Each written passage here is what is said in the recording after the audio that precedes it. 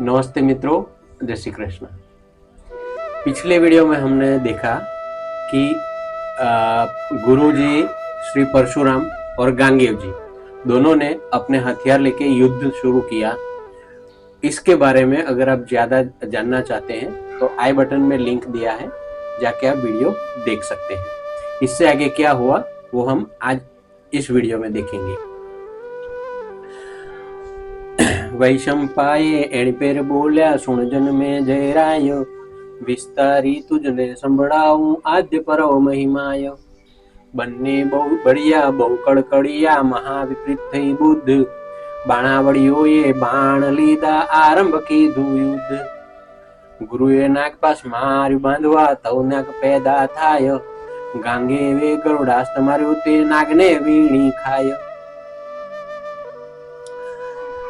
अब वैशंपाये ये जन्मेजय राय को बता रहे हैं कि दोनों बहुत बहादुर थे, दोनों को गुस्सा आया और दोनों ने अपने अपने धनुष पे बाण लगाया और युद्ध आरंभ किया।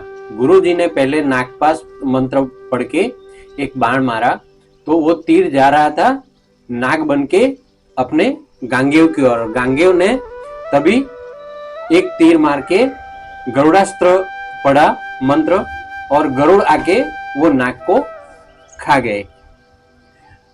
तव गुरुए मार्यु अग्नास्त्र, अग्नि बाळवा जाय, गांगेय जीए मार्यु मेघास्त्र, अग्नि बधो होलवाय। तव गुरुए मार्यु पर्वतास्त्र, चाल्यु पर्वतनु पूर, गांगेवे मार्यु बाण वज्रनु, पर्वत कर्या चकचूर। अभी युद्ध हो रहा है, कैसे युद्ध हो रहा है वो देखिए। अब गरुडास्त्र मारने से नाग को तो सब वो लेके गए, निकल गया गरुड़। अब गुरु ने क्या किया, अग्नास्त्र मारा और अग्नास्त्र से क्या होता है, अग्नि पैदा होता है। तो गांगेय जी ने मेघास्त्र मारा, मेघास्त्र से बारिश हुई तो अग्नि वापस बुझ गया। फिर गुरु जी ने पर्वतास्त्र मारा तो पर्वतास्त्र जो है वो बड़े बड़े पर्वत लेके गांगेय जी की ओर बढ़ रहा था। तो गांगेय ने वज्रास्त्र मारा, वज्रास्त्र मारने से पर्वत को चकनाचूर कर दिए और उसकी करच होके नीचे गिर गए। एवे समय बारमाणे अगणिता, जणावे जाजू जोर, मधमाखो पेटे बाण बमे, तेथी थयुं अंधारू घोर। लड़ता बढ़ता पाछा न पड़ता, कोई नथी थतुं चेर, एम करता सांझ पड़ी ने सूरज बैठो मेर। ऐसे एक दूसरे को मार रहे थे, एक दूसरे की ओर तीर मार रहे थे। उसमें वो आगे हमने जैसे देखा था वो अगणित मार रहे थे, तो उससे बहुत सारे तीर एक में से बहुत सारे तीर पैदा होते थे। तो इससे क्या हुआ कि बहुत सारे तीर एक दूसरे के साथ भिड़ने लगे, तो उसमें सूरज होने के बावजूद भी वहां अंधेरा हो गया और इतने सारे तीर हो गए जैसे कि मधमाखी घूम रही हो, बड़बड़ बड़बड़ बड़बड़ आवाज जो करती है मधमाखी, वैसे। तो ऐसे एक दूसरे पर लड़ते झगड़ते थे, एक दूसरे से मारते थे, उसमें पूरा दिन निकल गया और सूर्यास्त होने लगा। दोस्तों उस वक्त का युद्ध जो होता था तो उसमें ये युद्ध होता था कि दोनों तरफ जब सूर्यास्त हो जाए तो युद्ध की समाप्ति अपने आप हो जाती थी। એટલે યુદ્ધ બંધ જ રાખ્યું, ભેગા થઈને મઠ ગયા, ગુરુ ચેલે ભેગું ભોજન કીધું, શયન સમય સુઈ રહ્યા। એવે સમયે ત્યાં પ્રભાત થયો, બે બળિયા શુભા, રથે બેસીને બહાર નીકળ્યા, યુદ્ધ કરવાને ઊભા। अब ये एक अलग ही बात थी कि पूरा दिन युद्ध करने के बाद उन लोगों के दिल में कहीं भी एक दूसरे के लिए कड़वाहट नहीं थी। दोनों जाते हैं रथ से उतर के अपने मठ में और मठ में जाके खाना खाते हैं एक दूसरे के साथ, फिर आराम से सो जाते हैं। और सुबह हुई तो जैसे एक दूसरे के दुश्मन हो गए और फिर से युद्ध लड़ना शुरू किया। एक दूसरे साथ ऐसे लड़ रहे थे, कोई ना पीछे बैठ रहा था, कोई ना आगे बढ़ रहा था और ऐसे ही युद्ध चलता रहा। ते दिन पण अति युद्ध आरंभ्यु, दिवस वीती थई रात, वड़ी पाछा युद्धे लाग्या, थयो त्रीजो प्रभात।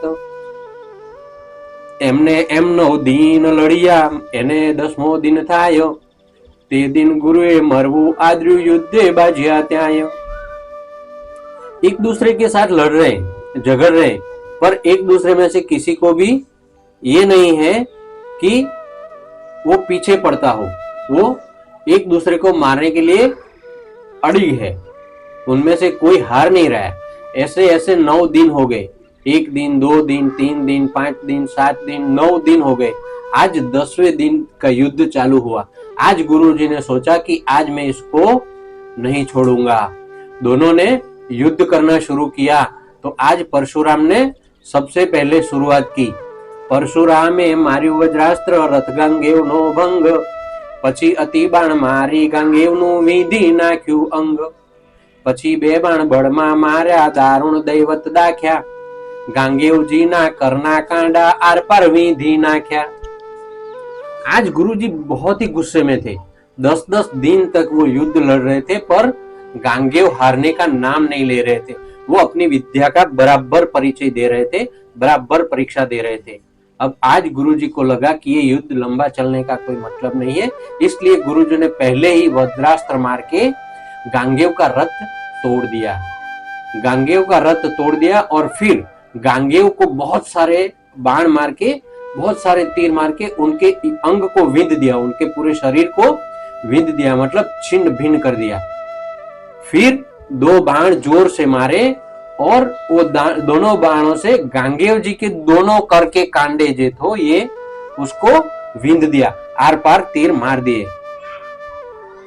तो आ युद्ध है तीठा पड़ा गुरुए मूकी दोट, बळ करीने गांगेवजीनी झड़प झाली कोट, ऊंचकी मस्तक फेरवीने तरत नाख्या धरण, छाती ऊपर क्रोधती बैठा लाऊं तारू मरण। अब ये हो गया, गांगेव के हाथ से हथियार छूट गए। तो हथियार छूट के वो नीचे गिर गया, क्योंकि इतने सारे तीर लगे थे और दोनों हाथ में उनको लग गए तीर। तो गांगेव नीचे गिर गए। नीचे गिर गए तो उन्होंने, गुरुजी ने जाके उनको तुरंत अपने कंधे पे उठाया और जोर घुमा के फिर से उनको जमीन पर पटका और उसके ऊपर बैठ गए, छाती के ऊपर, और उसका कोट पकड़ के मारने लगे। और वो इतने गुस्से में थे कि आज तो तेरा मृत्यु निश्चित है, आज मैं तुझे मार के ही रहूंगा। तवना हृदय मन विचार्યું गांगेव मरण थाशे, जीवतो हશે તો કોક સ્થળે પણ લડાવવાને થાશે। 10 દિવસ યુદ્ધ સારું જામ્યું, પામ્યું મન ઉલ્લાસ, હવે તો એને ઉગારવો એમ ધારી ગયા ગંગા પાસ। ये नारद जी कहाँ थे? अंतरिक्ष में। वो युद्ध देख रहे थे। 10 दिनों से वो अपना युद्ध देख रहे थे और मजा ले रहे थे। 10वें दिन उन्होंने देखा कि आज गांगेव को गुरुजी छोड़ेंगे नहीं, उसको मार डालेंगे। उन्होंने सोचा कि अगर गांगेव जिंदा होंगे तो कहीं और कभी कहीं किसी जगह पे युद्ध लड़वाने में काम आएंगे, तो आज तो उनको नहीं मरने देना है। ये ऐसा सोच के अपने गांगेव और परशुराम को यहाँ छोड़ के नारद जी निकल पड़े गंगा जी के पास। गंगा जी के पास जाके बोलते हैं, गंगा कहे के हम पधार्या ओ बाय काढ़ो केर, तारा नंदन गांगेव जी ने परशु मारे ठेर। छाती ऊपर चढ़ी बैठा छे पुत्र करे आंसुपात, कहे छे आवेड़ा नथी ज बेली मारी गंगा मात। ये नारद जी की लीला है, उनको कोई पार नहीं पा सकता। नारद जी सीधा जाते हैं उनकी माता गांगेव जी की गंगा जी के पास, और गंगा जी के पास देख के गंगा जी बोलती हैं, बोलिए आप कैसे आए नारद जी?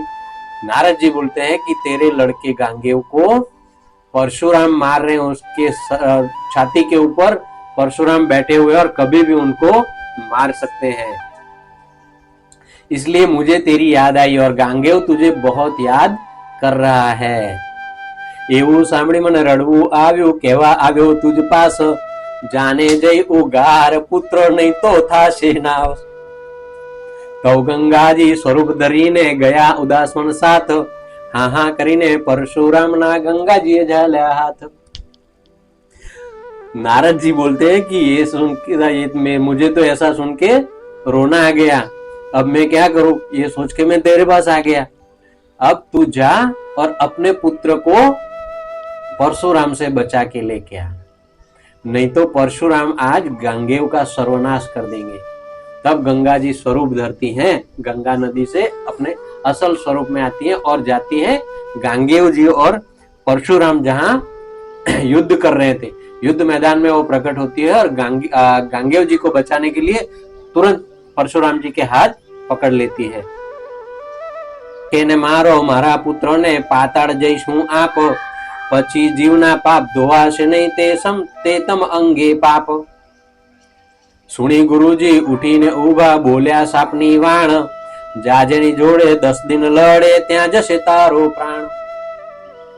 अब गुरुजी परशुराम के हाथ गंगा जी ने पकड़े और उन्होंने बोला कि अगर आप मुझे मेरे बच्चे को मार डालोगे तो मैं यहाँ से पृथ्वी लोक से चली जाऊंगी और मेरे पानी से जो पृथ्वी लोक के लोगों के पाप धुलते हैं वो धुलना बंद हो जाएंगे, उसका पाप परशुराम जी आपको लगेगा।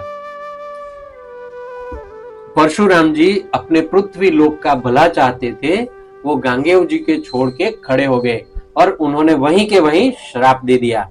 और श्राप क्या दिया कि जब तू 10 दिन युद्ध लड़ेगा तो 10वें दिन तेरे प्राण निकल जाएंगे।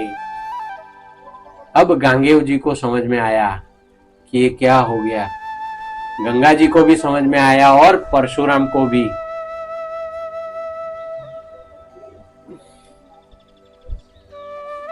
गांगेय कहे भले महाराज पण कन्या लीधी ना आप, गुरु कहे हवे क्षत्रिय भणावू तो ब्रह्महत्यानु पाप। एम कहीने गया मठमा गंगा थया विदाय, गांगेयजी पण घेर चाल्यो पछी मठमा शुं थाय।